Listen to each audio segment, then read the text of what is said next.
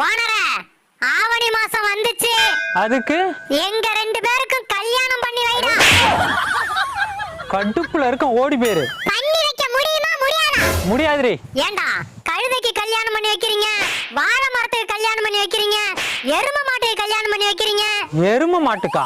ஒன்னதான்டா சொன்னேன். எங்களுக்கு ஏன்டா கல்யாணம் பண்ணி வைக்க மாட்டீங்க? ஆமா, இவங்க பெரிய இருவாச்சி பறவை.